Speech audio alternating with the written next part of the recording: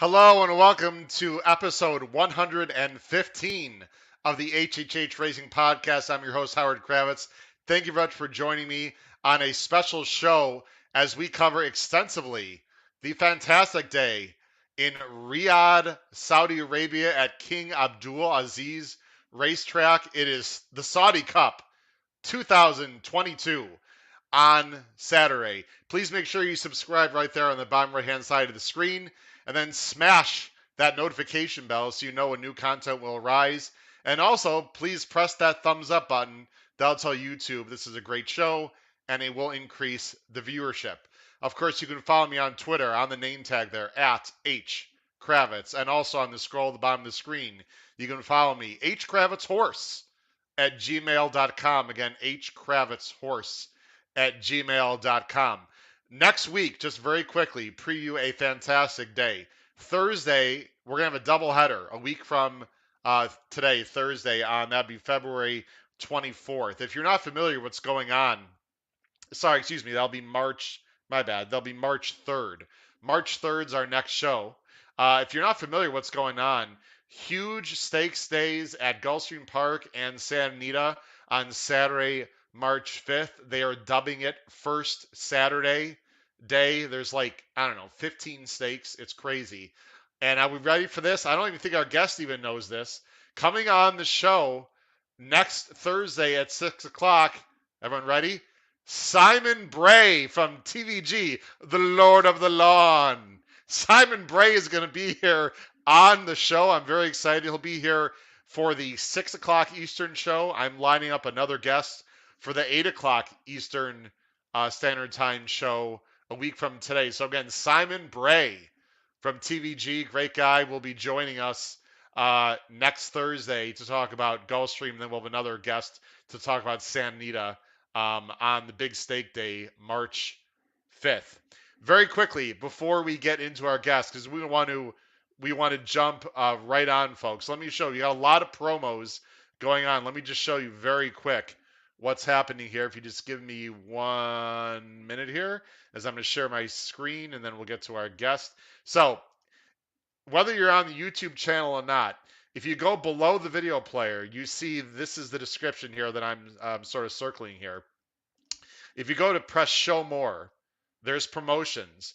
You can read all about it. I talked extensively on episode 114 last night about it, so you can read it. I have 3 promotions going on. If you join BetUS, a fantastic betting site, and you deposit $50 or more using a credit card, and then use the promo code RACING3H, you will get free, are you ready? Free 125% on top of your deposit. I deposited $200 and I got $250 of free play. So check that out, betus.com. You can read about it down there. Also, patreon.com is where I have my excellent race day blog. It's very expensive. Please look into that. And then I have a podcast pool. If you don't know about the podcast pool, please email me, hkravitzhorse at gmail.com. And basically what happens is we pool our money together to create a bigger dollar amount so we can crush a pick 5, pick 6, etc. at track. So I've got a few promotions going on. Please make sure you folks check that out. I think you'd really enjoy that. All right, ladies and gentlemen, I don't want to take any more time because we have a lot of people watching already. We've got a fantastic guest that is going to take us through a fantastic card on Saturday. Like I said, it is Saudi Cup Day. We are going to be discussing the Pick 6. They actually have 8 races, but we're going to be talking about the 6 non-Arabian races. They are Group 3s, Group 2s, Group 1s, all over the place. And to help us out, you know who we got to bring in. My friend and yours, fantastic punter, handicapper, tipster, call him whatever you want. He's been braving the horrible wind and crazy conditions out there in the UK. Let's bring him on, Mr. Rayshun himself, Davy Lane. Davy, how you doing tonight? I'm good, Howard. I'm good. I'm in the zone. I've got the green color on as a respect for the Middle East people, and I got one of these fancy European racing hats on as well. So ready to bring you some European form. You're looking great. I just want to mention, just right off the top, Davey, and I'm going to let you just talk about him for literally 30 seconds. Yeah, Philip Edwards was a gentleman that you know very well, good friend of yeah, yours, excellent punter who was going to come on the show. Talk a little about Philip. I know he's a little bit under the weather tonight, but we are going to have Philip on. He promised me through email today that we'll get him on for the Dubai World Cup that preview. Talk a little that'd be about good. Philip Edwards because for those people watching, you're going to see pics at the bottom of the screen later, and you will see a P for Yeah. Philip. That is this gentleman's particular picks, Davey. Yeah, well, I ran into Philip through following Maidan races and his particular sharp form on Maidan races. He's fairly local to me, and he's a connoisseur of the horses in the Middle East, particularly the Arabian horses. So I know he sent over an Arabian pick for that. We won't be going into detail, but I think he emailed you his pick on that. So we might cover that. He spends a lot of time at a place called Haydock Park, which is one of the 3 metropolitan Merseyside area Liverpool tracks, and he's a pretty good expert on that. He had a COVID booster jab yesterday, and the reaction's been pretty bad for him, so he's had to pull out, which is a shame because I was looking forward to bouncing off him because I know the PPs have only just come out in the States, so I was looking for a bit of friction and what have you, since you guys need an extra day. So we'll get through. I've been going at this for a few days, so it's a pity the jockey bookings and the draws only just come out. Yes, so it's one hasn't got everything lined up, but I'm pretty quietly confident we've got a good angle on things. So we'll crack on. Oh, absolutely. Anyone watching this today live here or as a replay, Davey's done his homework. I've visibly seen some notes. I've done some replay watching, and I would highly recommend if you're going to take a deep dive into tipping or betting at Saudi Arabia on Saturday, that you do take a look at any information that comes out within the next 48 hours. They of course drawn all the races. We know all the Yeah, jockeys, but yeah, some of the information is a little bit, I would say, late to come yeah, out. Davey, I want to start by saying I feel a little bit bad. There's so many things going on, not only in the horse racing world. You've got Derby DQs. You yeah, got Oisin Murphy, the top rider in the UK, with yeah. a That's yeah, 14-month suspension, which is a real bummer there because of COVID issues that he broke, and also his own substance abuse. And yeah, it's a real shame for him. We've got world events going on that are tragic. yeah, But listen, you're just like me. We love talking about horse racing. The yeah. horse racing will go on Saturday. There's handicapping to do, and Well, I want to.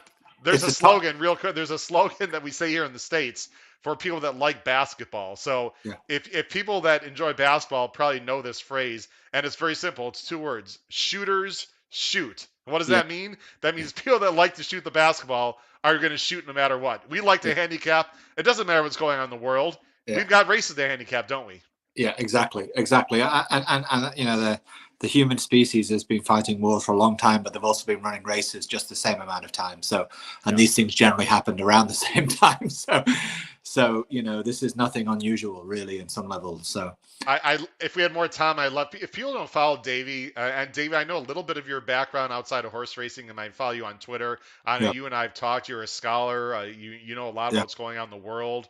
If you don't follow Davey on Twitter, he has a lot of really interesting takes on world events and politics and other things. So yeah. he's not just a horse racing Yeah, tipster. I've been in that political world at one point. I'm less in that world right now. I had some domestic stuff in this country. I have to be here, and Yeah, I'm less involved, but more involved in the horses. But that's that's a it's whole it, other kettle of fish. I know. yeah, So yeah, it's a great tonic. It's a great therapy. It's a great you know.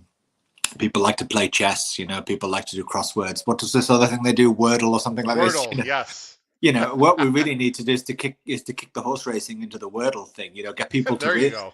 Get people to realize that it's not just mindless gaming. That there's some real talent that you need to have. We should just And come up with the a number. How many 5-letter horse racing words can we come up with yeah, and get into exactly. Wordle? Anyway, Davey, Exactly. people aren't here so let's just mess around with Wordle. Yeah. Let's get into the racing because I know Yeah. we got a Well, lot talked about. Go ahead, well, one thing before we get into a particular race, I just want to just set the scene a little bit. You please know, do. because there's a lot of we've known the likely runners for a few weeks and so on, and a lot of unfamiliar names for people as well. And we know it's the richest race, and we know that some of the best horses are there for astronomical prices. But there's also a lot of random sort of average horses there. Uh, and the fields might seem somewhat contrived to people. And I think what you have to realize is that, that the Saudi Arabians are behind the curve of the other people in the Arab Peninsula in terms of setting up spectacles, making themselves relevant, respected. And this horse racing carnival is them catching up. And to do that, you just don't have to have one or two of the best horses. You need horse races.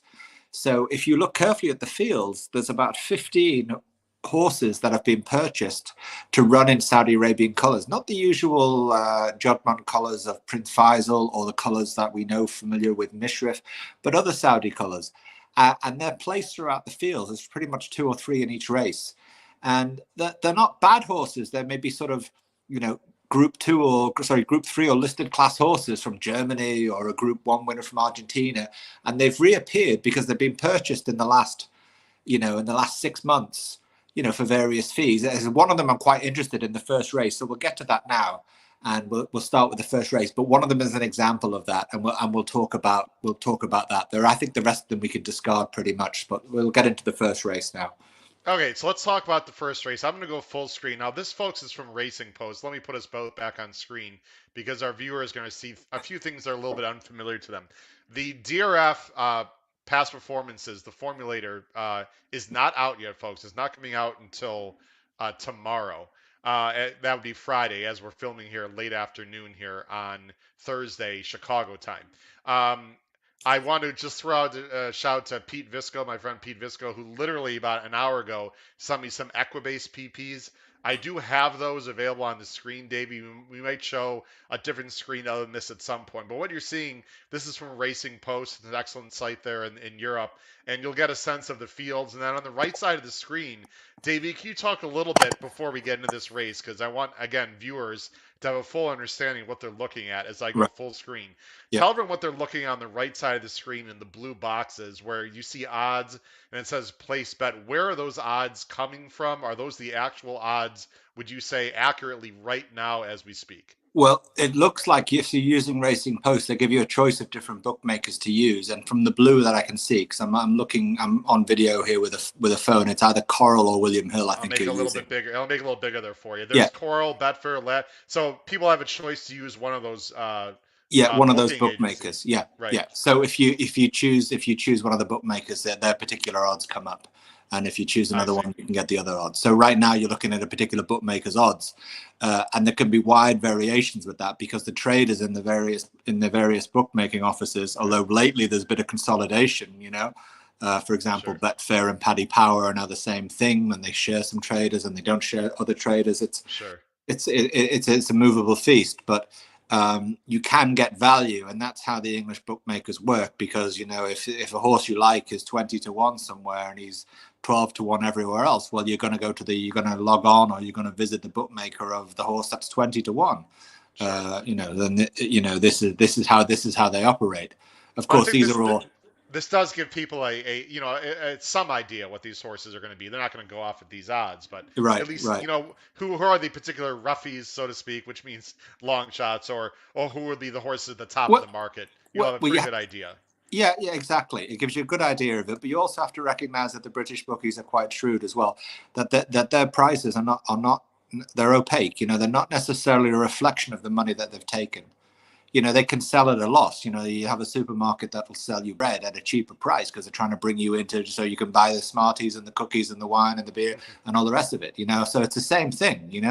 They might offer a horse at a bigger price than it should be, and they may even show the horse drifting or contracting, but they're often playing a game. When the gamble is on because every single bookie starts cutting a price rapidly and quickly. This kind of thing. But in the days before a race in the international anti-post markets, the traders are, just as in the dark as the next guy with a lot of these things. Do they really know what an Argentine Group 1 horse is, or a horse that was sold as a 2-year-old to Saudi Arabia and hasn't been seen except in Saudi Arabia? They don't really know. So sure, okay. So That's just a little recap. Let's get into the first race. Now, the first race, again, these times you see are local time. Actually, I think that's gonna be British time. So Yeah, we have the time. So the first race, which is the first leg of the pick six. So people that invested in the podcast pool, it's very possible that we'll be using that money towards the 50-cent pick six in Saudi Arabia. Race one is a Group 3. It's the Neom Turf Cup. right, It's on the turf. They are right. going about a mile and 5/16 to put it in our terminology. It's actually Hmm. about 2,000. No, actually, I don't have the 2,100 meters. Yeah, 2,100 meters. 2100. Yeah, Um, it's a very nice. The turf course, is pretty wide and sweeping. For those people who don't know, I think it plays more to closers from what I've heard and what I've seen. Uh, I'm going to show our picks up here, Davey, and we can talk yeah. about this Group 3 event to kick off the card here. As I hold on just one second, having a little bit of issues with. Okay, oh, here we go. Sorry about that. There we go. Now, what you're going to see at the bottom of the screen, folks, I need to explain. Uh, you're like, where's the H? Listen, folks, I have not had a chance because of the PP situation, past performances, to take an extremely deep dive, and I do not want to put my opinions out there for the public to see when I've not done a deep dive. This is why we have Davey on the show. So the D is Davey, the Yeah. P is for Philip, who we've already talked about, Philip Edwards. He did a deep dive as well. So what you're seeing on the screen, folks, are two excellent punters from the UK that have done deep dives on these races. Davey, you're going with the 5 horse on Yeah, top here, yeah, Grosser Jack. yeah, This is 16 to 1 people see on the board right now yeah. that we look at, but I'm assuming this horse will be lower. Talk a little about your top choice, Grosser Jack. Right. Well, he only became my top choice pretty much this morning. He Okay. he was previously my number two choice. A week or 2 weeks ago, when the market started to come open, the Japanese horse authority was somewhere 5 to 2, 11 to 4, 3 to 1, and I played that horse anti-post, and I was convinced it was the lone A, so to speak, and I couldn't lose. And I wasn't quite sure of the fields, and then I had a sort of a look at what the likely fields were, and even to that point, I wasn't quite sure what was going on.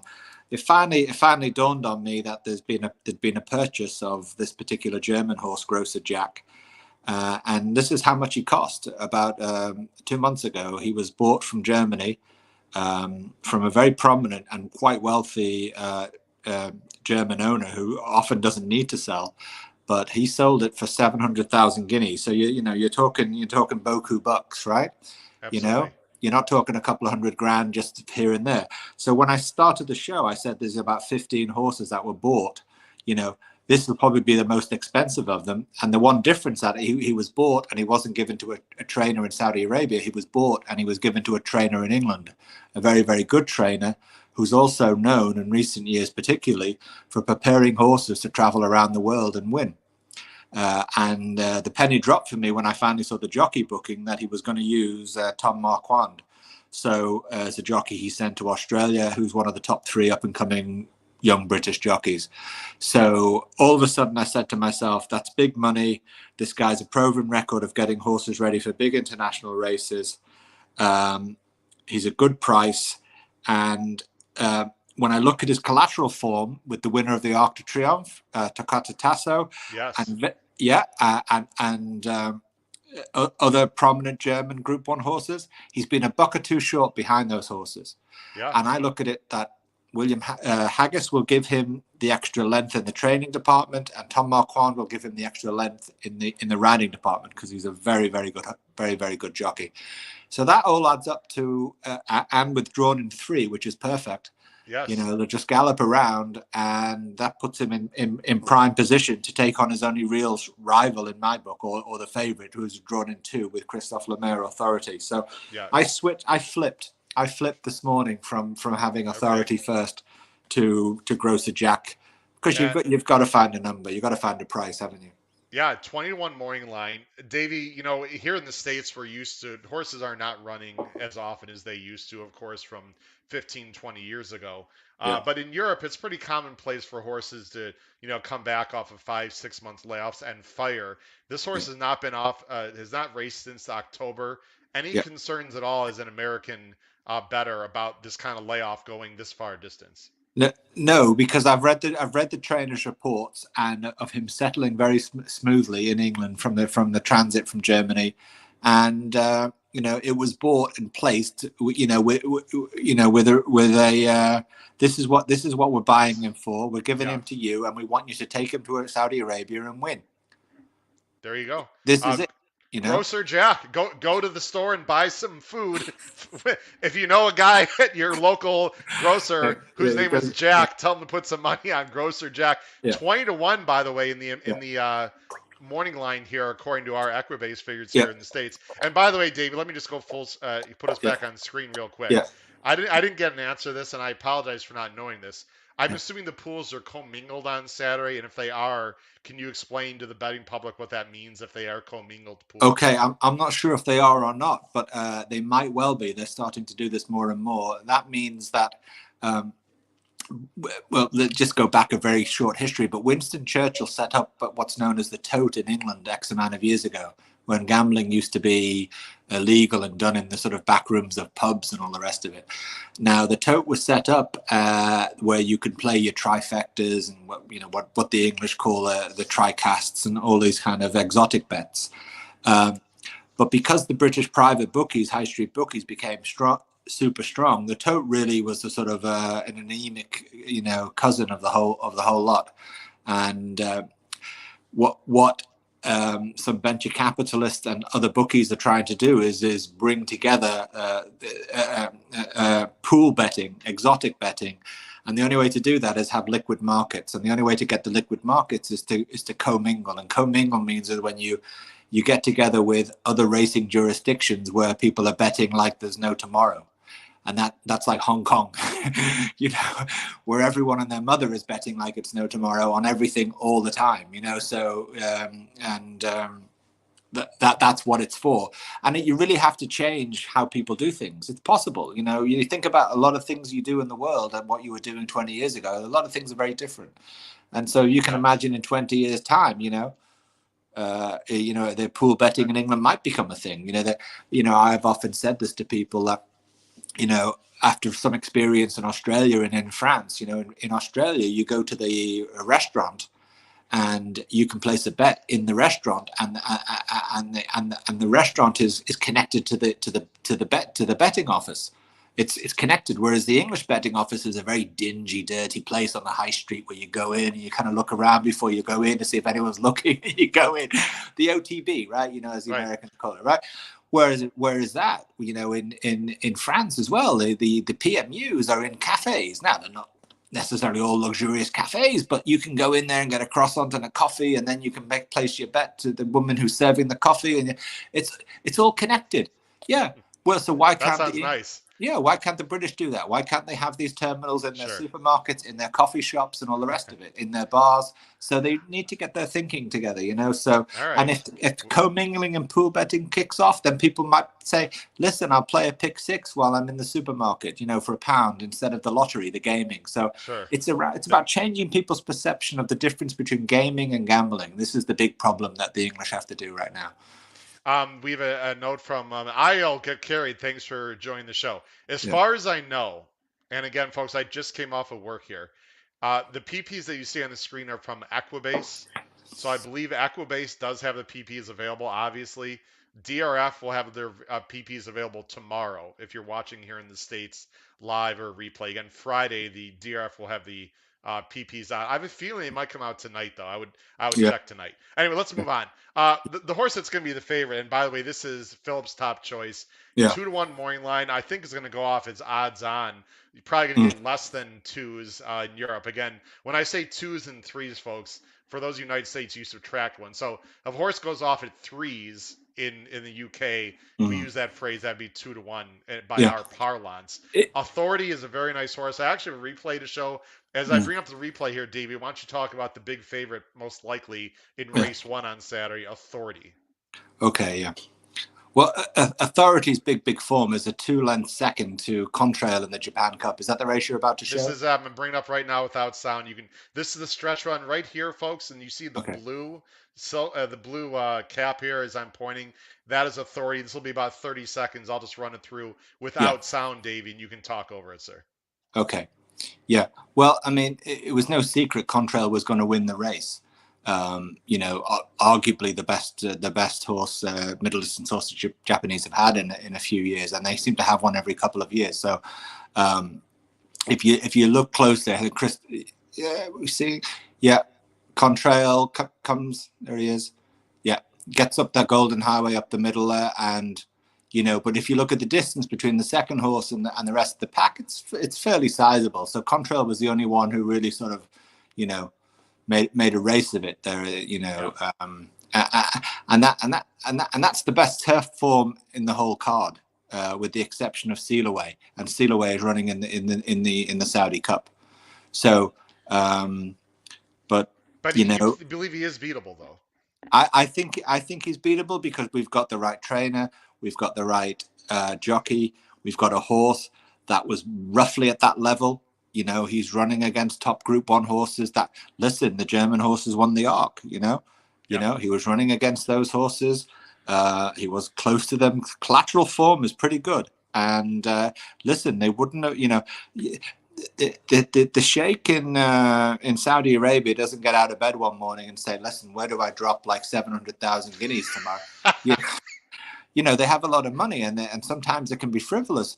But they have advisors and consultants. They pay people. I don't know who they are. They're much smarter than me. Sure. But there's going to be someone in England, walking around with a trilby hat somewhere, who's got a brain on a far advanced level than I have, who's advised them to do Sure. this.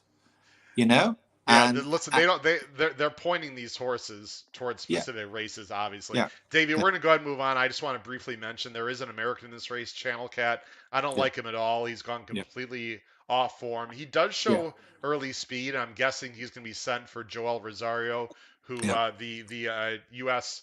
Eclipse Rider of the Year. Congratulations to Joel, who was just named with the Eclipse Award, which is our top rider of the year last month, but I don't really like his chances. I think 6 to 1 is absolutely ridiculous. I don't think he has much of a chance at all in this race.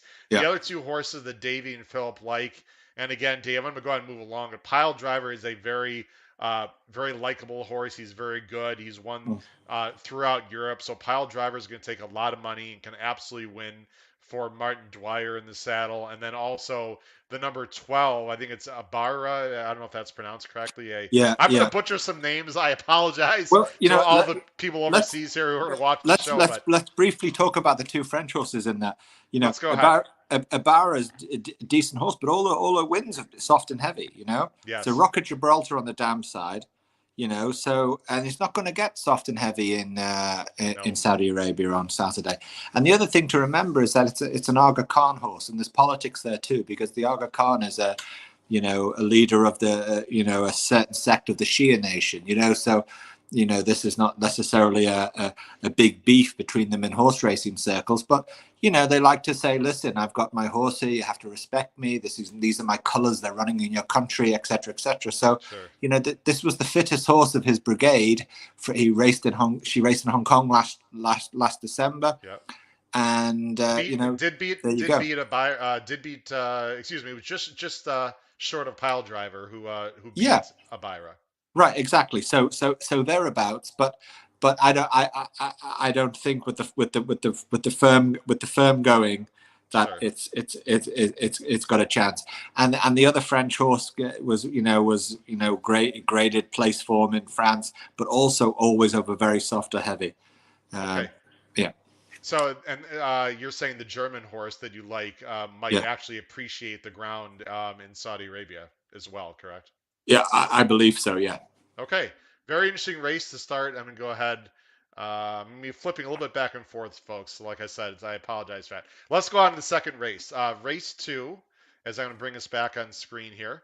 And I'm Mhm. going to go ahead and switch the banners. Got a lot of stuff to switch around. All right, let's go to race 2. This is the 125 there in Britain, British time. It is 8:25 Eastern Standard Time in the morning, Saturday, and 8:25 Eastern Standard Time. This is the 1351 Cup. This is a turf sprint. A turf sprint. They're going about 6 3/4 Yeah, it's furlongs, an folks. extended turf sprint, really. Yeah. Extended turfs are right. You're used to seeing in Dubai, maybe going, one turn, 5 furlongs, 6 furlongs. This is a turn.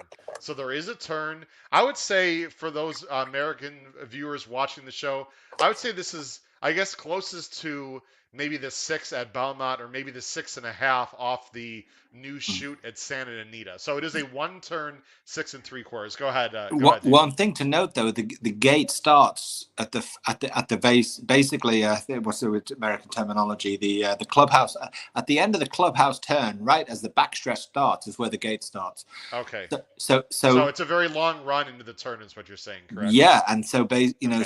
so your outside drawn horses aren't necessarily the Fascinating. disadvantage they'd normally be at. Okay. So and again, there's a little bit of because Davey's obviously in the UK. I don't mean to step on his toes with Yeah, my words. I'm yeah, trying not to interrupt him.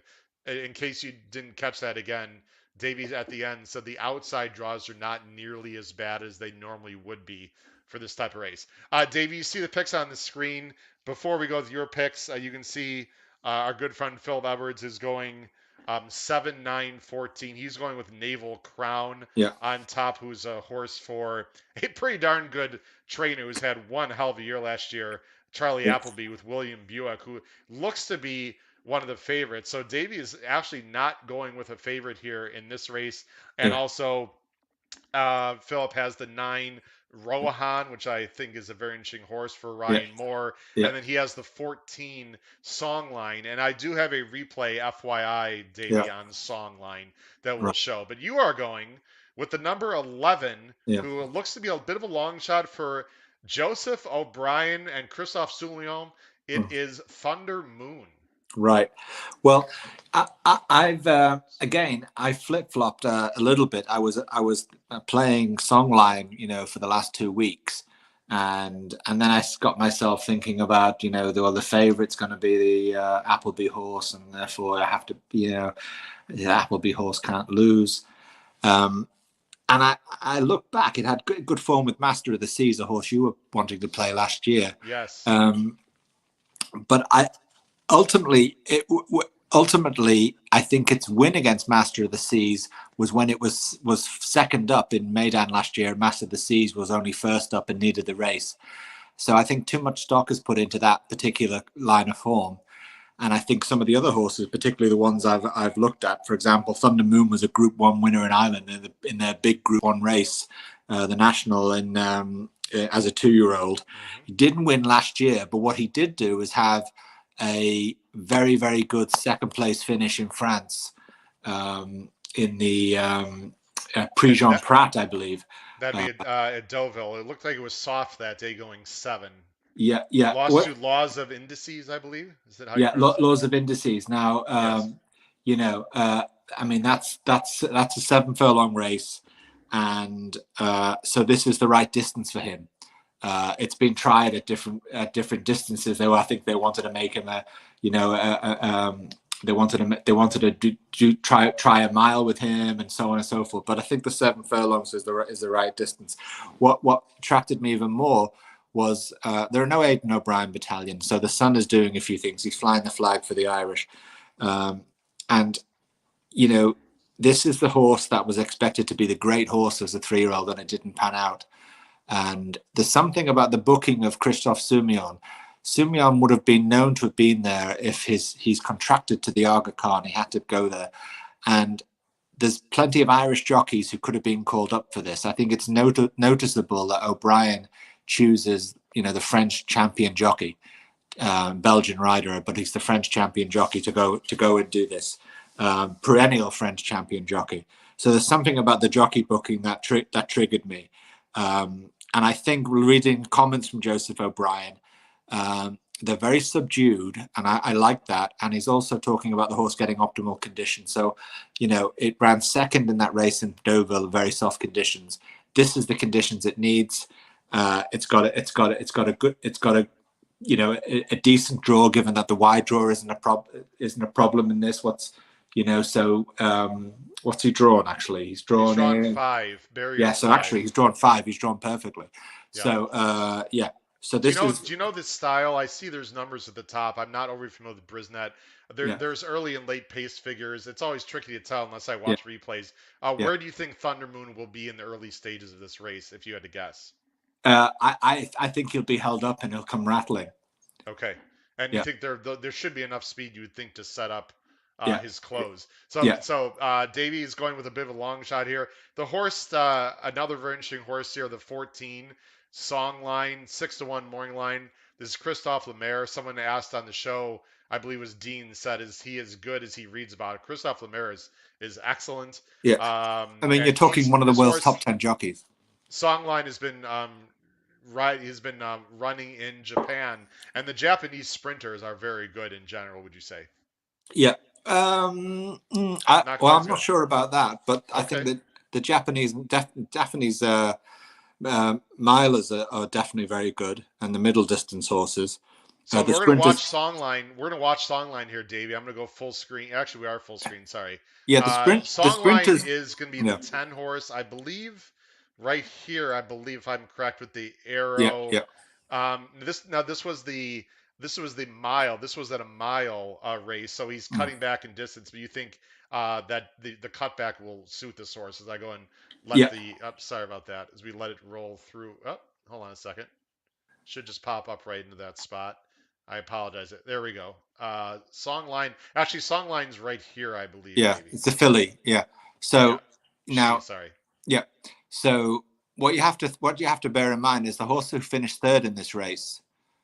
Okay, he's fading right now. Is Grenadier Guards, Okay. who subsequently went on to break all the clocks in the last races in his last race of the season. I think it was in November or sometime in Japan. Um, We're uh, talking about this uh, horse right now. yeah, Was extremely good at the end of the year, and here's Songline. She handily just beat beaten in this a horse. photo. Yeah, Yeah. yeah. And Songline, if this race had been over 7, would have been the winner.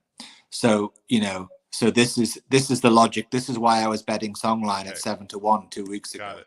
Got You it. know, and I've only moved off Songline because of the Sumion, because of the O'Brien, because of the quality of the horse that was a really good Group 1 winning horse as a 2-year-old that didn't really fire but gets us optimal conditions and gets a good price. By the So way, if Christophe Lemaire is as good as I'll get Carey thinks he's Irad, Joel, yeah, Flavian Pratt, and Johnny V put together, yeah, wow. yeah. That's a pretty good jockey right there then. Well, there are organisations, I think I forget the name of it, who keeps track of these global rankings of horses and jockeys as Yes. well, Okay. and it is interesting. I think if you look at it, I think your French and South African jockeys are really something else. When you really get into the jockeymanship, the jockeyship. All right. So Well, yeah, very quickly, I just want to mention, and I again, folks, I do not know. I'm very big on pace scenarios, Davey, and I try to mhm, lay out, who's going to be on the lead. I have no idea, folks. I'm going to tell you as of this very moment. I'm sorry I can't give you more information. I do want to mention there's Naval Crown, by the way, for Charles Appleby. He'll be one of the favorites here. I believe there is. Where's Casa Creed here? I got to find Casa Creed. Is yeah, that the one? I think. it's the one Casa horse. Creed is in this race. This is an American. Luis Saya is coming over to ride for Bill Mott. He's an honest horse, but he's just okay. He was better when he was younger. I just Yeah, want to mention all the U.S. horses where people are injured. Davey, mm, 8-1 I think would be silly. I think he should be. It's probably more like 20-1 yeah, yeah, in this field. I don't like Casa Creed here in this spot. yeah. Anything else very quickly before we move on, Davey? Well, yeah, you have to talk about the horse Philip mentioned, Rohan, and that's taken some money in British markets in the last 24 hours. I think he's Okay. 9-1, fourth favourite, something of the sort. Okay. Now, one thing to know about that horse is that a lot of times I would conclude with a lot of international horses at a meet like this because the Saudis will be paying a lot of air freight for the horses, for the connections. The hotels will be laid on for free. You know, there's a lot of it. It's a freebie. It's a gravy train thing for a lot of people. Sure. And no disrespect to, you know, people are going out there and doing business. They may be taking one horse to run, and they might be selling two others, and this and that, and the rest. You know, but this particular horse that I discounted myself originally, and I discounted it because it's a Mason, and a Mason is a horse that's a soft ground horse, sire, and this won't be soft ground. But the trainer Evans is a northern trainer in Britain who basically is a specialist of sprint races. You know, you have these guys in the States as well. You know, Yes. The Wesley Ward type, right? You know, I was gonna say, yeah. Yeah, he's a Wesley Ward of the UK, Okay. and less heralded. You know, you won't really see him in the major southern tracks. But this horse is what they call a handicapper. It's not really the group horse or the horse like Happy Romance and Happy Power and Thunder Moon, these horses that have ran in big group races. This horse runs in what they call handicaps, and these are the sort of Charge of the Light Brigade races that you see at these big tracks like Goodwood and Ascot, where there's 28 runners or something. And this horse is, you know, has won these types of races. So that not necessarily mean he's the best of the 28 horses running. It just means that within races, he had the best sort of line, and he was in the best side of the track or something of this sort, you know. So he can perform, he could surprise, he could pop up and win. Ultimately, I'm against him, but I can see why people are for him, you know. Okay. I just want to also mention for especially the American viewers watching, you'll see a bunch of these horses have a prep over synthetic. This one had a prep at Lingfield. There are several tracks in Europe, UK especially, where there are some synthetic courses, and a lot of these trainers like to give a horse a run over Yeah. these synthetics to get them ready. It is Yeah. purely a prep. I wouldn't read much into those at all. Would you Yeah, agree with that, Thunder Davey? Moon had a prep in Dundalk and Ireland. You know, they weren't Right. trying to win the race; they were just, you know, getting the Sure. cobwebs out. You know. Okay. So let's go ahead and move on. It's going to be a fascinating race. It looks like it's going to be pretty wide open there. Again, Davey Yeah, has some you have long to go shot wide in that position. race. You know, that's a wide race. Okay, very good. Yeah, yeah, Go spread everyone in that race. All right, let's. Whoops, sorry, I wanted to bring this back. Nope, I didn't want to do that. Let's do that. All right, let's go to race 3. I'm going to go ahead and switch the screens. By the way, I also want to go full screen just for a second, Davey, with you and I yeah, only. I think it's very. Let me go ahead and take this off the screen. yeah. If people are wondering why are we going this deep into these picks, first of all, I strongly believe in this podcast. I don't think you're going to get an American podcast going this deep into these races anywhere in the country. If you have a desire to bet on Saturday, this is the podcast to watch. And that is, it's a bit selfish and a little arrogant to say, but there are a lot of great podcasts out there, folks. I don't think you're to get as deep a dive and as great detail here in the States as you'll get with Davy Lane. Number one. Number two, if you're interested in betting Dubai, in a month from now, Davey, I would have to assume some of these horses are going to be running back in a month from now. That'd be Yeah. another reason. And the third reason, if you're a really deep diver here in the States, you would like to follow a little bit of Euro races. Obviously, many of these top Europeans and Asians, but let's just speak to the Euros, are going to be running, of course, in Europe throughout the summer. And then eventually, perhaps back at Keeneland in the Breeders' Cup. So the more you can get a feel for these horses, the more you learn about these horses, you won't be going in blind later in the year or in the summer or at Keeneland. So I do think it's really important, Davey, for our viewers Mhm. to understand that this podcast really isn't just about Saturday. It's about Yeah. really the races going forward throughout the summer. Right? You think that's important to follow these horses, correct? Correct, right? And you know, you'll find that some of them, and you won't. Hard to believe it afterwards, but they actually may have shipped the horse, you know, X and thousands of miles Yeah. to a rich race, and they were only really just prepping. You know, they were getting sun on the back of the horse, because if It's the crazy. horse has come to Saudi Arabia for 2 weeks, walked around, then had a race and finished 5th or 6th, when it comes out in the UK in May, boom, you know, because mentally the horse has been in a good place. You know, No. physically, what have you. So don't necessarily think that they're all coming here to win. Some of them might be coming here because they can. They got a free shipping, just like Amazon.com. You know? Absolutely. Exactly, and then they roll up in some place, and then the horses are better horses. A lot of horses, if you follow Medan racing, that they show up in the UK in kind of late April, May, and you know, and all of a sudden, you know, they're winning because they you know, the horse has been in a good place. Absolutely. Jimmy, by the way, thanks for the shout out. We appreciate it. All right, let's go on to race three here. Race three is the Longines Red Sea Turf Handicap. It's a group three. They're going a long distance, at least in terms of American standards, a mile and 7/8. So this is quite the distance here. It's 3,000 meters. It's a I think they're starting in front of the stands, I believe. So they're gonna be Mhm. going or actually, they might be starting the backstretch. I should know, Davey. I apologize for not knowing Yeah, where they're gonna start this damn thing. But anyway, whatever. They're going a long way. Okay, it's gonna take a while for them to yeah, run. You yeah, can tell what an expert I am. And I apologize to everyone at King Abdul yeah, Aziz yeah. Racetrack. It's, Anyway, it's a mile it's and 7/8. yeah. Davey, you see the pics there on the screen. You and Philip are somewhat similar. There is a Are we? horse. Okay. Yeah. Yep, you see on the bottom of the screen there. Okay. Good. Yeah. There Oh, is a horse in this race that when I watched the replay, Davey, I was like, whoa. A yeah. serious horse for, again, for Charles Appleby and William Buick and Yeah. the boys in blue, Godolphin, Siskany or Siskany, I believe it's Yeah. pronounced Siskany. The Yeah. nine, you both have on top. We're going to watch a replay. This horse looks like he could be anything.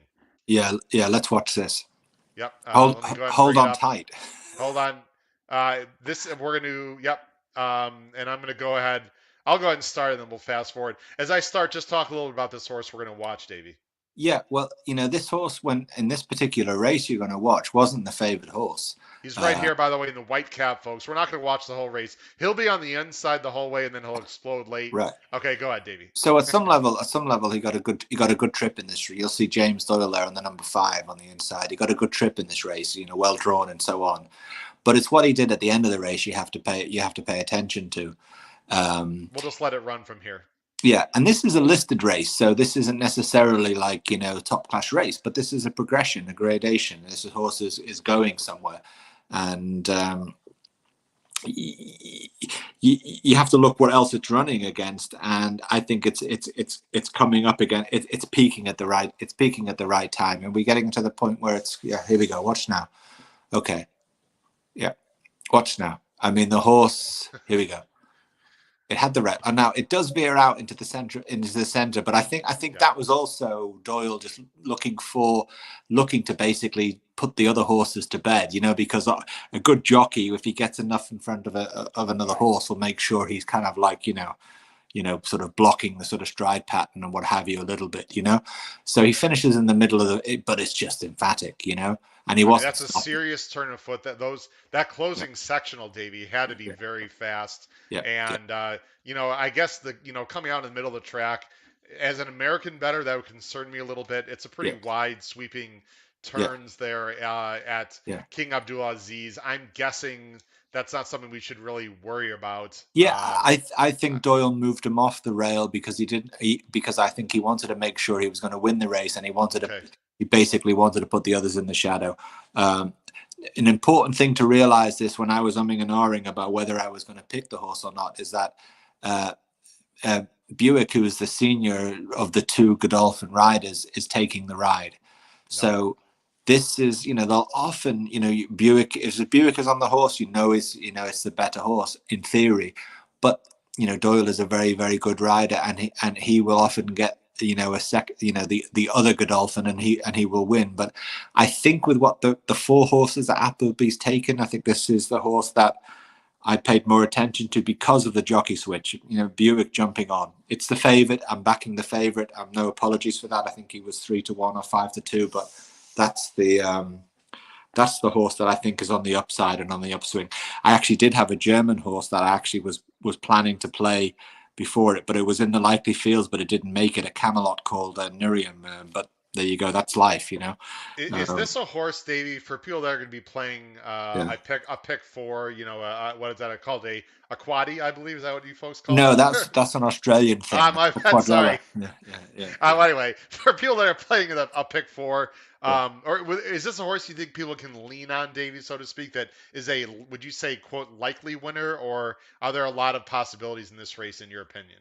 I like him a lot. I mean, Okay. you can go down the field. You've got. Do you want me to just eliminate the rest, and then you realize that he is a likely winner, and you should single him. Sure. We can just do it very quickly here. Yeah. You can see on the PPs. Go ahead.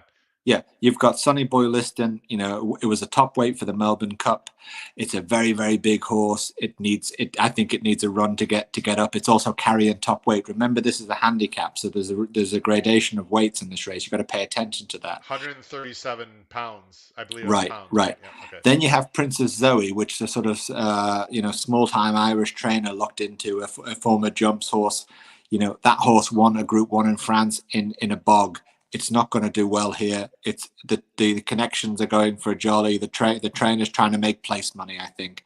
The horse has been known to be a fragile horse that they shouldn't run on firm ground, but yet they're sending him on firm ground. So that's a toss.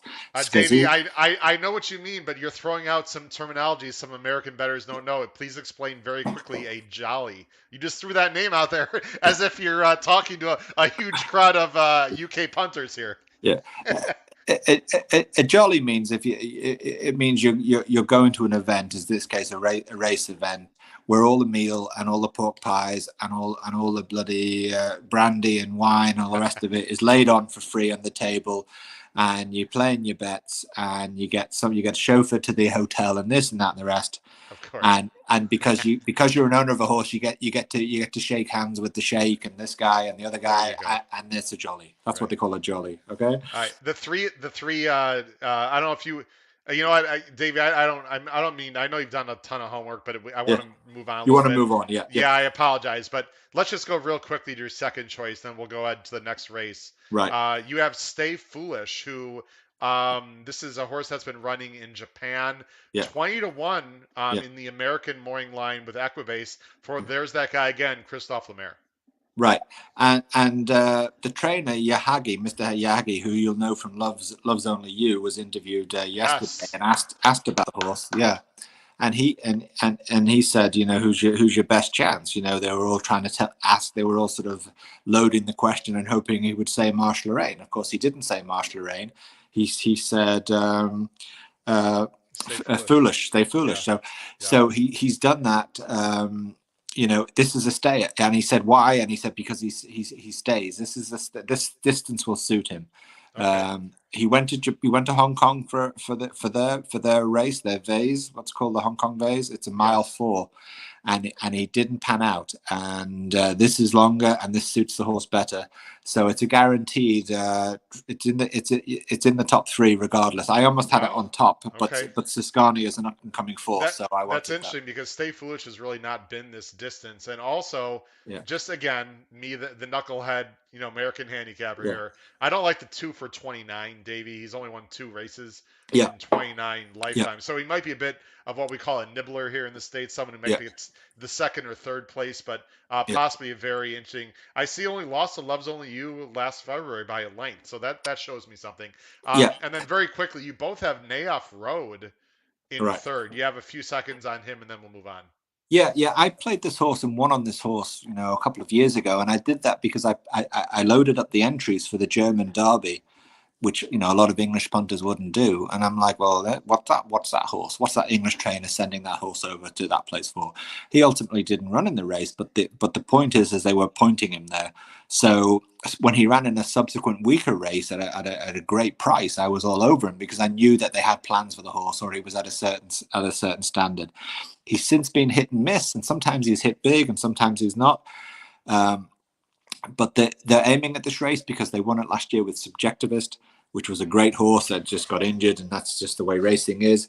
Yeah. Um, you know, he's gone toe to toe with the top British staying horses. See Stradivarius there. I see Yeah, faced a exactly. few starts back. Yeah, Yeah. and he's lost. He's lost by a few lengths here and Yeah. there, and Greatly he's done. improving. Looks like He too. yeah, he's done respectably. So he's going to be in the mix Yep. somewhere or other in this race. By the Uh, way, Andrea Adzeni, fantastic rider as well. yeah, it's All right. Italian rider. Yeah. Okay. All right, Dave, let's go ahead and move on. Boy, your insight is really fantastic. I think it's great that, as I put you back on screen here, and this is just Davey's opinion. I mean, you could hear from 10 or 15 people, especially from overseas, who might have different opinions. But for me, Davey, it's really refreshing to hear you talk so highly of some of these horses that look like that are big morning lines, at least in our PPs here in the States. That fascinated. That just gets my blood pumping. That gets me that I'm fascinated because that means we might get some prices on these horses. So Yeah. let's go ahead and move on. Now, the race 4 and 5 we're not going to talk about, folks. Let me take this off the screen here. Race 4 and 5 we're not going to talk about. Those are Arabian races. They're outside of the pick six, so we're not going to talk about those. Let's move on to race 6. This I think is a very interesting race, and I let me just go. Let's put a post back on screen so people don't have to see Yeah, the yeah, PPs rolling through. Race 6 is the Saudi Derby. It's the Saudi Derby Cup. It's a Group 3. It's a mile or 1,600 meters. These are yeah, for the restricted 3-year-olds. I think maybe South. I don't know if there's any South Americans in the race, but yeah. There is. okay. So four. There'd be four. They'd be four.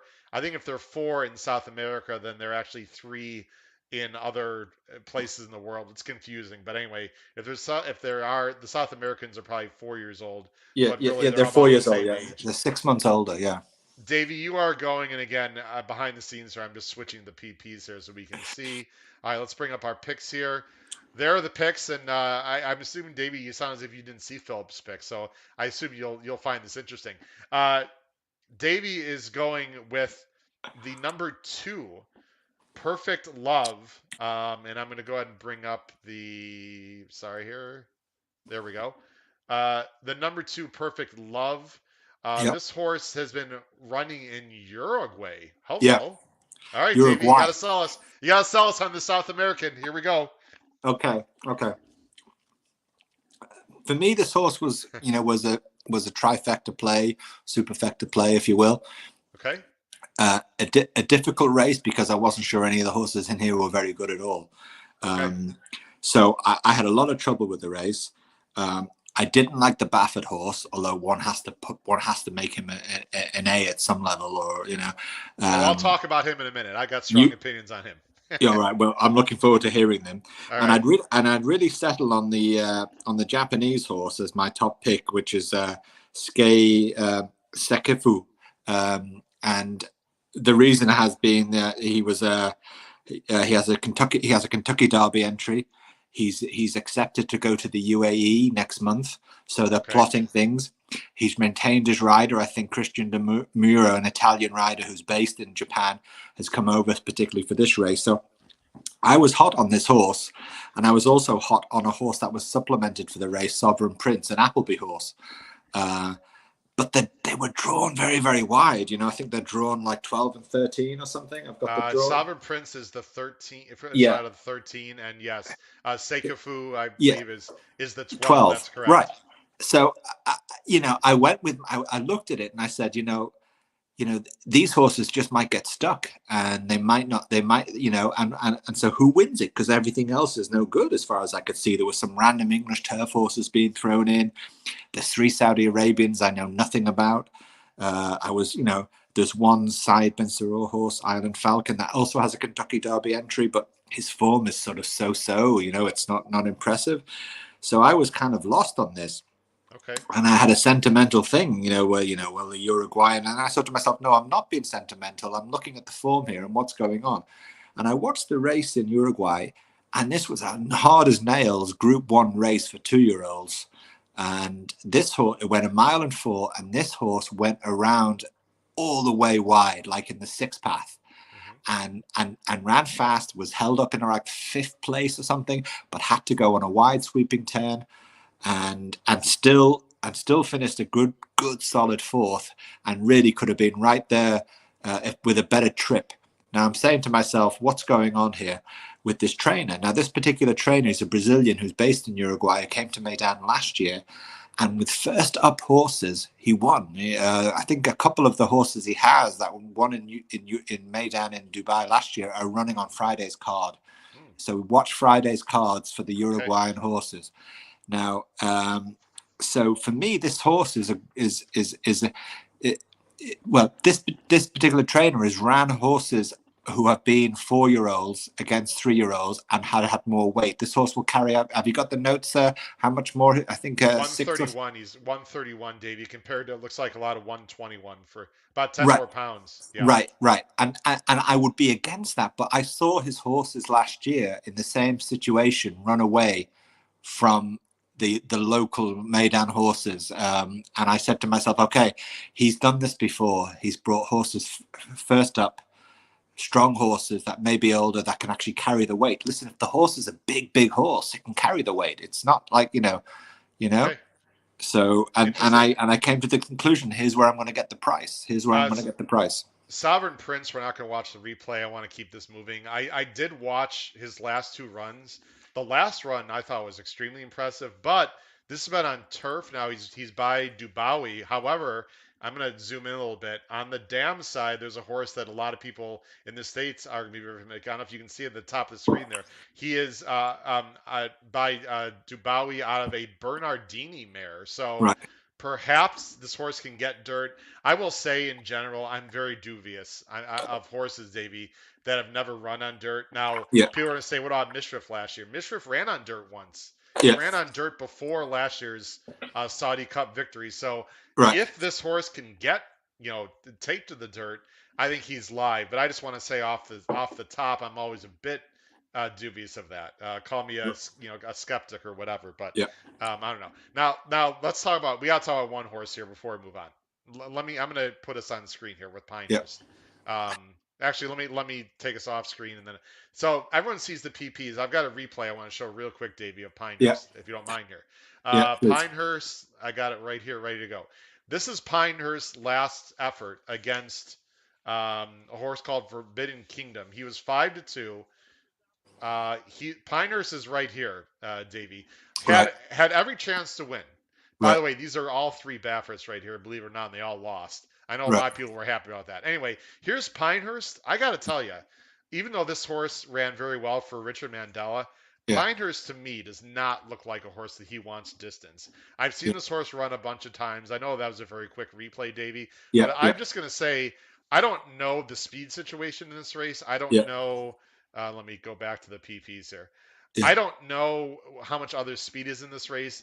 If he gets loose, I'm sure he can win. I mean, there's no doubt about it. Right. But I'll tell you what, if he gets pressured or doesn't break great or whatever, Yeah. I think he's going to be a huge underlay, which means way over bet, in Yeah. my opinion. I'd be trying to beat Pinehurst, although Yeah. admittedly, as of this very moment, I don't have great intel on some of the other horses. I'm Well. going to do a real deep dive tomorrow, and of course, I'm listening to you. If there's other speed in the race, I Yeah. think Pinehurst is going to be way over bet. Can win, but I'd be Yeah. against him in general. Yeah, I'm against him, and he only made my top three ultimately because Flavian Pratt has come over for 2 rides. He's come over for Pinehurst and Country Grammar. Yeah. So why has he flown over? I'm thinking, Of well, course. maybe he wants the place money for finishing in this race, because it's a weak race really. I'm gonna guess, Davey. What do you think is? I think he might be odds on. I think he might be 4-5 in this spot. I really think he could be that low in this spot. Yeah, and yeah, he's the one to take on if you want to win something in this. Yeah. In this It'll be car. interesting to see. I'm not rooting against. I don't want to get into the Baffert nonsense. I'm just saying I don't care who is training him from a betting perspective. Yeah. Just knowing the horse, looking at PPs, this is a horse I'd be trying to beat. Well, Right. the wise guy would look at the Godolphin and the Japanese to beat him, which is where I was like yesterday. Okay. And then I went hyper wise guy when I found the Uruguayan. The Uruguayan. Okay. All right. Well, let's hope he runs better than the South African you gave us, Queen Supreme on. Listen, if I had a chance, I was going to give you Marsh Lorraine that day, but I was stuck to the. I know you told us. Well, listen, we believe in you, Davey. Otherwise, Yeah. we wouldn't have you on the show. Yeah. Let's move on. We're going to move on to the next race here. Again, this is the penultimate race, folks. So we got this race, and then we're going to talk a good 10 or 15 minutes about the Dubai World Cup. A lot of people watching. Thank you very much for joining the show this late afternoon here, early evening on the East Coast. We're talking Saudi Cup Day at King Abdulaziz Racetrack with our great friend and punter from the UK, Davy Lane. Davy, the penultimate race of the card is the Riyadh Cup Sprint. This is the dirt sprint. It's a Group Right. 3. They're going 6 furlongs in this race, or 1,200 meters. You see the picks there on the screen. You and Philip are going with the same horse as I go ahead and get Oh wow! to that Look at race that. here. Yep. I didn't realize. Yeah. Yes, sir. You guys are both going with Dancing Prince. This is a very good horse from Japan who has won 2 in a row, including a Grade 3 last time. Yeah. Boy, there is a lot of Christophe Lemaire love in these picks today, aren't there? I mean, listen, Christophe Lemaire, he can win 5 races on this card. Wow. Feasible. It's plausible. All right, talk about Dancing Prince. I don't really know much about Dancing Prince, to be honest, other than he's got Christophe Lemaire booked, which I Okay. think is he hasn't ridden him before, as far as I know. No, Uh, he is that not. he's won races, big field races, like 16-horse races, 15-horse races in the dirt in Japan, Group Threes. I mean, those are messy, tough encounters. So he's come through Yes. those. So He's in great form. I mean, he's 5 out of 9, $1 million. yeah, He's only had 6 lifetime starts as a, sorry, 9 lifetime starts, Davey, as a yeah, 6-year-old. Might yeah, be a little bit ouchy, as I like to say. I don't know. That always gives mm, me a little bit of cause yeah, for yeah, pause, but obviously he's in great form. yeah. Another horse that you guys have here in second is the. Oh, did it skip over the 5? Where's the number 5? Okay, went from 4 to 6. Now I'm at loss for words. The 5 horse is sorry, is that Ginobili? Looks like maybe. Yeah, yeah, we got the 5 horses Ginobili. Okay, but why is Ginobili not in the PPs? Okay, well anyway, I can talk about. Go Yeah, ahead, you talk about Ginobili, and then I can talk about well, Ginobili a little as well. on my PPs, Ginobili is down as a non-runner, um, Oh, and I've looked on social media for the last like 12 hours trying to find out, and I don't see anyone talking about it. So okay, folks. I'm so at a huge loss. Perhaps the horse is scratched. yeah, Again, I've been working all day.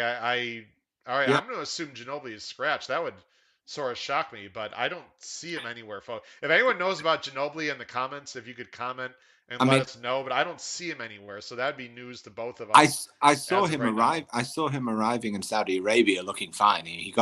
Okay. He got off the truck. So something may have happened, but Hmm.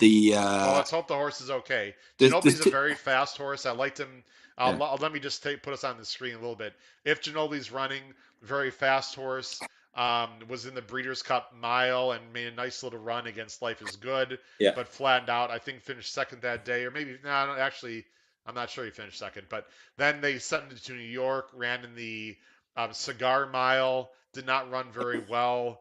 I don't think he's run since that race. I could be wrong, but I don't want to keep talking about Ginobili because I don't see him. So let's yeah, not let's talk about Capano Kicking, who's a nice horse for William Buick. yeah. Has the mount.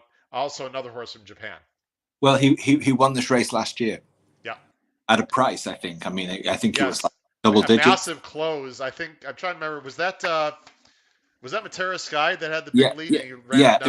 It was a real heartbreak, wasn't it? You know. Yeah, I've got it right here. Why am I guessing? uh, yeah, jeez, it's been a long day, Davey. Yeah, Okay. Matera Sky was a very fast horse. Yeah, He ran. I actually watched the replay before we came on. yeah, Ran him down. I'll tell you, the ride that William Buick gave last year was great. He sort of. It's weird to talk about a horse that wants cover. On a dirt race, but he just was sat behind, tipped him out in the lane, and yeah. absolutely flew home. He doesn't look like by the PPs though, Davey. He's quite as good a form as he was last year. Yeah, he looks like he's tailed off. Yeah. Either that, or they just like the Saudi money and they want it. He wasn't running, to win those races. He was just running Okay. to keep warm. I don't know. Any other Uh, final opinions? Because I think, and again, we apologize in terms of, I'm yeah, so used to talking about who's going to go to the lead and the race flow. yeah, Do you have yeah, any idea? I know Switzerland's a fast horse, but he's not very good. Do you know who might, a horse that yeah. might be able to go to the lead and wire the field, perhaps, Dave? Do you have a Well, horse a horse of that that probably will nature? go to the lead is Rudy Trigger, the Argentinian horse. What number is That that? Rudy Trigger he's the 11 horse. Okay. Oh, Gladiator King used to be actually a Europe, American horse. American horse, yeah. The He's past his 11, sell. He's so past the his sell by 11 date. Rudy Trigger. There you go. Actually looks pretty fast, but maybe cheaper than Argentine horse. Yeah, I'm guessing. It looks like the speed's gonna come from the outside with the 10 and the 11. yeah, That's the way it looks to me, Davey. yeah, yeah, yeah, So it might set up well for the closers, yeah. for the come from behinders. Yeah, exactly. All right. And Switzerland likes to go, as you say. Yeah, so Switzerland Yes. and Rudy Trigger, they like to go, don't they? So, All you know, right. Davey, I'm going to put both of us back on full screen here as we're going to talk about the big race of the day here. Let me go ahead and okay. take, um, folks, we're going to talk about 15 minutes at the very most about the 20 million. Are you serious? $20 million Davey, I was thinking there are meets that you don't have $20 million in purses for an entire meet, and I this one know. race is worth 20 million. Davey, talk a little about the Saudi Cup, just where it fits in terms of the racing landscape. You think for the year, and how good of a rendition this is in your opinion? But it's the best rendition there's been of their race. It seems to fit well in terms of the schedule. Um, I think the Arabian countries are putting together something. The Bahrainis, the Qataris, the Emiratis have been at it for a while now, but now the Saudis are joining in. You know, it's what Cuba used to be to the United States, right? You know, Yeah, a place for winter racing, right? You know, and absolutely. this is what it's become, I think, and even more UK. You know, 5 or 10 years ago, it was only a sort of a place for sort of prominent, you know, big stable horses to come in to race in the Dubai Carnival. Increasingly, more and more, there's a lot of like small time guys coming over, you know, to win the bigger pots, you know, because the prize money in Britain is very very poor. So Let it's me attracting them, and I think it's fitting, and people are getting an appetite for watching this stuff because, you know, if you're in the winter with the rain and the snow, it's nice to watch, you know, like hot weather and, you know, sunny racing, Absolutely. By the so on. way, speaking of which, it's going to be. It was cooler this week. It's going to be quite warm. Now, this race is going to be run at night at 8:30 local time there. Yeah, This is going to be run at Eastern Standard Time in the States, 12:35 in the afternoon, early afternoon in the States on the East right. Coast, 12:35. The early races is going to be quite warm. I'm curious to see how some of these horses are going to acclimate to the warmer temperatures on the day on Saturday. But when this race Yeah, goes off in the desert, it cools off pretty quickly. You see the field there on the screen. Arrow Term coming in from South America. Art Collector for Mott. Country Grammar for Baffert. Emblem Road. Magni Cours, Making Miracles. Mandaloon, a horse that I'm very interested in from the United States. Of course, his buddy Midnight Birdman, who they've been battling. There's my son, Mishriff, who won last year at 19-1. You got Real yeah, World for Godolphin. Seal Away, a fascinating horse I want to get your opinion on, Davey, who ran a yeah, bang up, a cracker, so to speak, last time in yeah, Europe. Secret Ambition, T.O. Keynes, getting a little bit of love and play here, a little buzz, I would say. A very nice horse from Japan. mhm, March Lorraine, who won the Breeders' Cup distaff at like 1,000 to 1 last year and knocked everyone, including me, out of the pick five at the Breeders' Cup. And then you have some also eligibles. Davey, let's go right to our picks here, all sir. right. And of course, I have of all the races, this is of course the race I have the strongest opinion on. You don't see my picks on the screen, but I will Yeah, give my opinions here. Let me go switch back to these PPs. Davey, you are going. Philip, by the way, is going 789. He thinks it's very simple in yeah, that way. Davey's going. I'll show real quick. Or excuse me. Philip is going with Mandaloon, and then oh, the eight. No, again, we're missing. Oh, there it is. Sorry, we go. The eight. He's going Mandaloon, then Midnight Bourbon, and then Mishriff. That is the opinion of Philip Edwards, excellent yeah, handicapper who'll be with us a month from now. Davey, you are going with a horse that I found very fascinating, and a yeah, gentleman I believe you have a lot of respect for, a good friend of mine, Matt Bernier, who does a great job here in the States, yeah, is fascinated with T.O. Kane. I think it's pronounced Keynes. yeah, Talk about T.O. Keynes. This is a horse coming from Japan, coming off a monster yeah. win, and it looks very live in this spot. Yeah, it won the Japan Dirt Champions Cup um, in December by a record time and 6 length win, and it could have been a lot more. And it beat a horse, Chuka Wizard, who was actually ran, I think, in Saudi last year and finished Yes. respectable race. So, and the Japanese have been threatening to do this for a while. I mean, we know already what Marshall Lorraine did in the fillies in the distaff and the Breeders' Cup, and that was an unheralded horse from secondary tracks in Japan. So this is their big time operator. The times are strong. The draw is good, and I think it can win at a price, and I'm all over the 7 and 8 to 1. I think that's fantastic value. So that that's the winner for me. I already played the horse when it was 16-1 on the anti-post market. Wow. So David, that's I'm putting this on screen because I want everyone to know this is a one turn mile and eighth. yeah, Okay. yeah, yeah, The dirt, from what I've seen, from what I've watched and what I've seen, what I've read about, etc. yeah, Horses are making wide sweeping moves. It's okay to be on the outside on this track. You don't see a lot of horses like coming up the inside. If yeah, that's the case, then this track might suit T.O. Keynes perfectly. I think he's going to sit off the speed, Davy. yeah. I'm very interested in him. Just for the record, folks, I have him second. Again, I have T.O. Keynes second in Right, this race. I think he's very live. I think he's going to take more money than we give him credit for. I have a feeling right. he's going to be five, seven, sixes or sevens would be What's my he in the guess on the UK day. market? I haven't looked at the UK markets for a while. Just All right.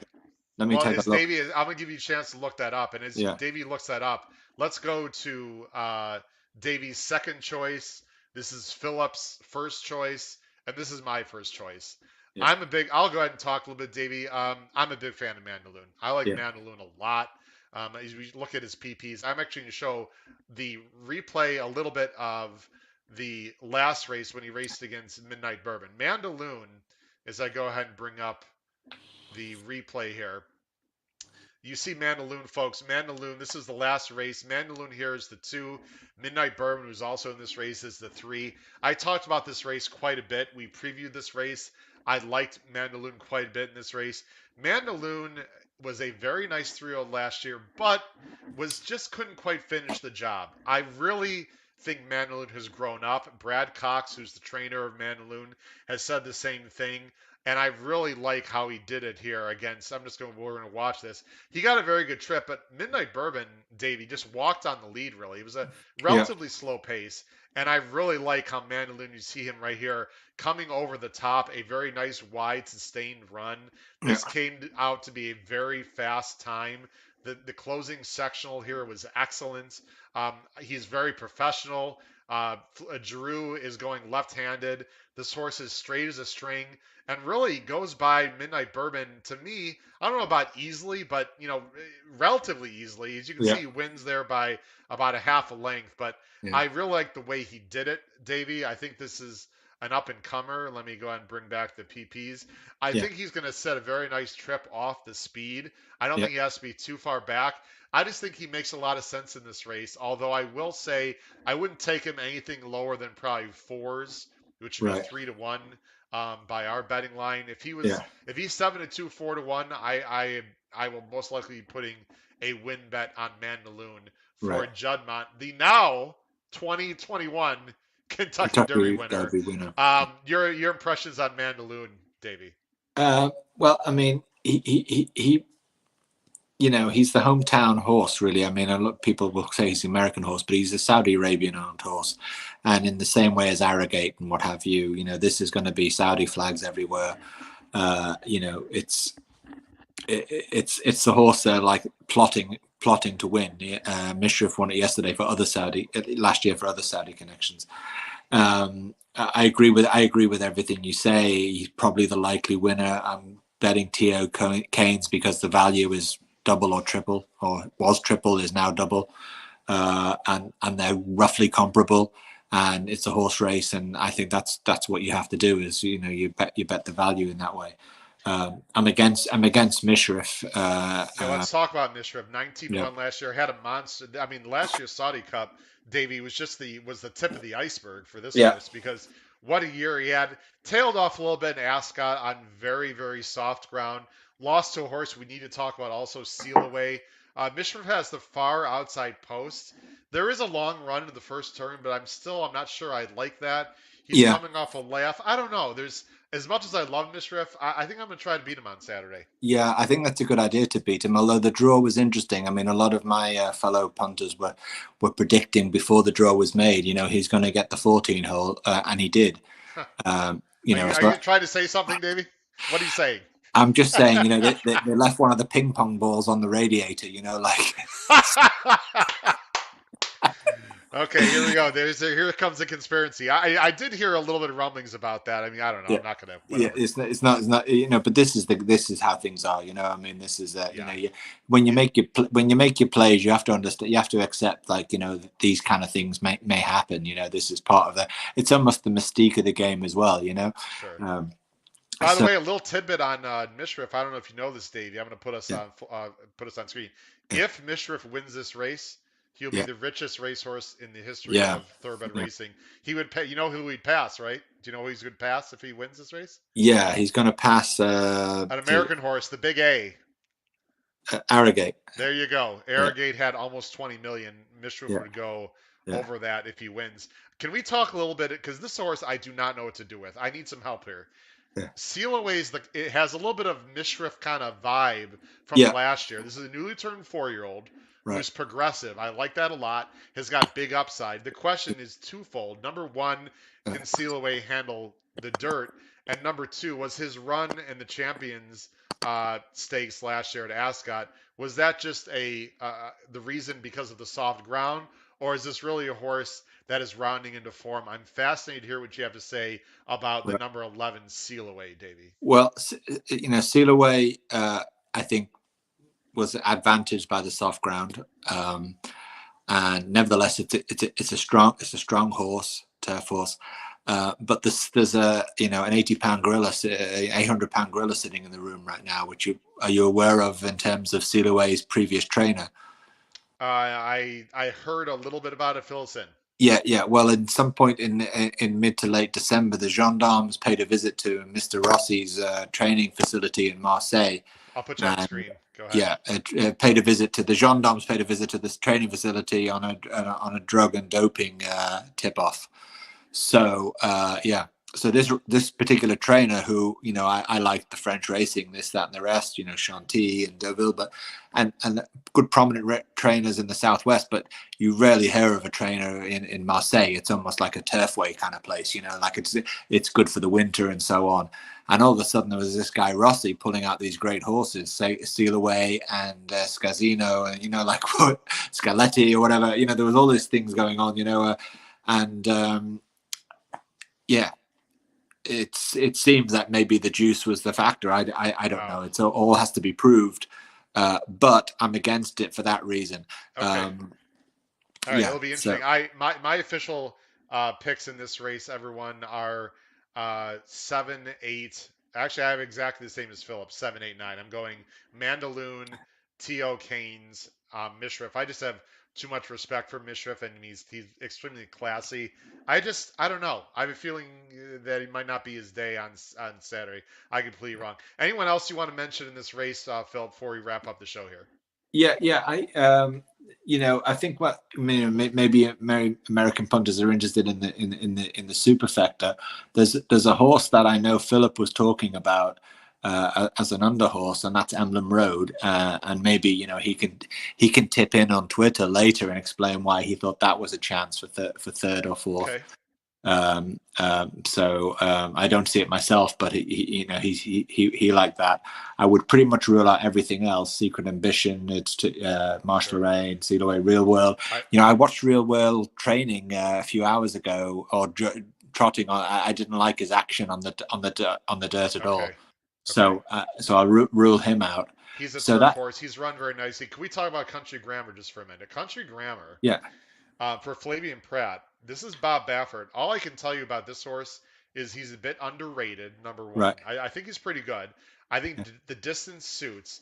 This yeah, horse is almost off a year now. right, Bob Baffert's stats, Davey, off of layoffs are excellent. I right, really wish this horse had a run before yeah, this race, some type of prep. I would not be shocked, Davey. I would not be shocked at all. And I know that some people are very interested in this pick six. If you yeah, can find a way to use Country Grammar at least underneath as a yeah, backup, I yeah, would not be shocked if this horse wins. He's got the rail draw. It could be tricky. I don't know, but the yeah, kickback is not that bad on this track. It's yeah. actually pretty fair. What? The ground is going to suit, I think. I think the one turn is going to, hit this horse right between the eyes. Yeah, Take a look at Country Grammar, folks. I think he's fascinating in this yeah. race, but this is a very tough spot off a big layoff. Well, it would explain why Flavian Pratt has gone there. He hasn't gone there to ride in the Saudi Derby, has he? So, No, so definitely not. maybe maybe that's the reason. Yeah. Maybe he sat on him and the horse is ready. Yeah, I don't know much about the horse other than what you've said. Yeah, Uh, I think he's interesting. I just know that Bob Baver's been very keen in getting him in this yeah. race What in about Arc? particular. What about A few Arc Doctor? comments. I've been ignoring some of the comments real quick, Davey. Let's throw Yeah, some shout outs to our wonderful viewers. Um, Richard Flax. Richard, thanks for joining the show. He likes T.O. Keynes as well. Looks tough. yeah, Charles, just that. There you go. Pratt flew over for a jolly. I don't know about that. I think he's flown over to get. Let's see. I think the winner's share is 10 million. The yeah, jockey gets what 10. This is a $1 million payday for the winning yeah, jockey yeah, of this race. yeah, There you go. Shout out to Davey. yeah. There you go. Dean, thanks. Davey, and you got a fan. Great. Yeah, yeah. I try.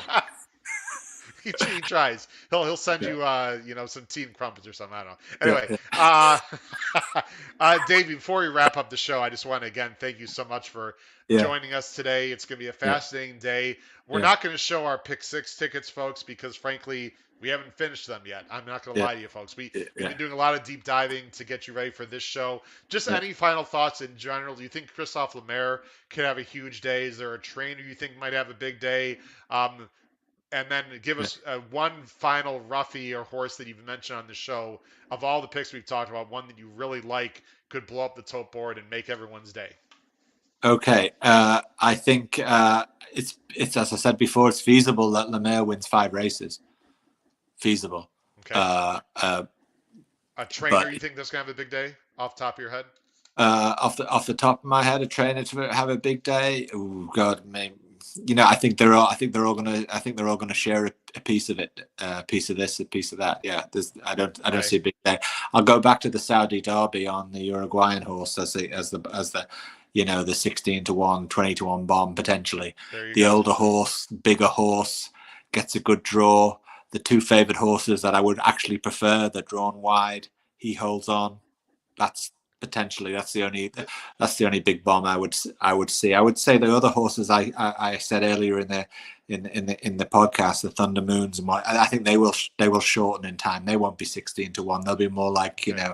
7/8, something like this. The Saudi Derby just feels like the complete cluster blank Yeah, word I want to say. I mean, yeah, to me, it sort of feels like Pinehurst or anyone, and I'm not yeah. in love with Pinehurst, so I don't know, Exactly, right? I mean, that's exactly. that's the kind of race. And then your play of the day, who's not the most likely winner, but maybe the horse that's gonna be a medium range price that you love, love, love, love, love. You Okay. mentioned in one of the turf war. Who's that monster closer we saw? That's gonna be about 3 or 4 to 1. Siskana, yeah, Ciscani, would that yeah. probably be your play of the day? Would you say maybe? Uh, uh, no, I like the horse. I think the play of the day probably would be Thunder Moon, but Okay, Thunder yeah, Moon. yeah, There you go. Davy Lane, yeah. as usual, you have been awesome, and it's pretty late there over where you live. So And thanks. Grocer Jack. Don't forget Grocer Jack. Out there, a lot. He's got a lot of horses. Yeah, Thanks for staying with us. Please make sure you stay on also when I go off the air here, just for yeah, no a quick problem. Yeah, second so we can talk. We appreciate you, Davey. We'd love to have you on a month from now with yeah. Philip to talk about the Dubai races. We wish you well on Saturday and Godspeed. And thanks again for coming on. Really appreciate it. Perfect. Thank you, Howard, for hosting me. It's wonderful. Thank you. Thanks. Take care, Davey. Bye bye. All righty, folks. Davey Lane. I mean, what great information. Are you kidding me? Fantastic. Take the information, do whatever you like with it. I think Davey is excellent. Otherwise, I wouldn't have him on the show. Again, as a reminder, next week, the plan right now is to have a double header, 2 shows next Thursday. Simon Bray will be joining us live right here on the HHH Racing Podcast. It looks like at 6 p.m. Eastern Standard Time, a week from today, Thursday, March 3rd. That's going to be the other guest, TBA, covering great races at Gulfstream Park and Santa Anita on March 5th. Gentlemen and ladies, I think that is going to wrap it up. I've had a great time. Thanks again to our friend and guest, Davy Lane. We wish everyone great luck if you are betting the Saudi Cup and the undercard races from Riyadh, Saudi Arabia on Saturday. This has been episode 115 of the HHH Racing Podcast. Have a great evening, everyone. Thanks for joining us. Good night.